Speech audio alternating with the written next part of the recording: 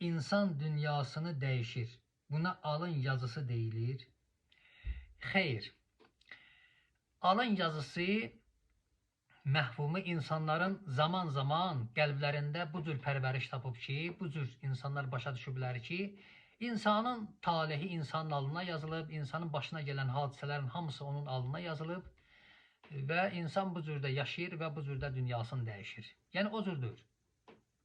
İslam Peyğəmbəri buyurur ki, Pərverdigari Allah Mikail adında nəhəng bir məlakə yaratmış, Loh-i Məhfuzu o məlakənin alnında yerləşdirmişdir. Loh-i Məhfuz yəni qorunub saxlanılan lövhə. Onun bir adı Kitab-ın Məknundur, Quranda keçir, gizli saxlanılan kitab.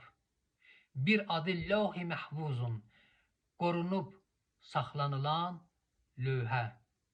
Bir adı Ümmül Kitab, ana kitab.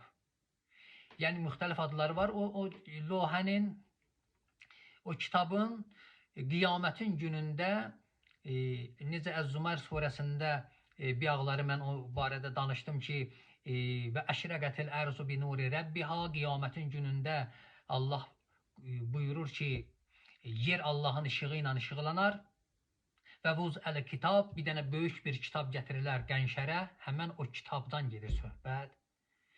Böyük bir lövhə, böyük bir kitab gətirirlər qənşərə, insanların gözlərinin qabağına və ciəbi nəbiyyin şühəda, şahidlərin hamısını və peyğəmbərləri Allah orada hazır eləyər və quziyə beynəhum bil həq. O gün Allah həqqə qəzavət eləyər. Allahın hökmü insanlara nazil olar.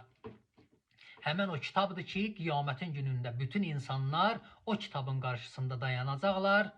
Alın yazısı deyilən o kitab insanların qarşısına gələcək və insanlar biri-birilərinin əməllərin və öz əməllərin o kitabda görəcəklər. Növbəti sualımıza baxaq.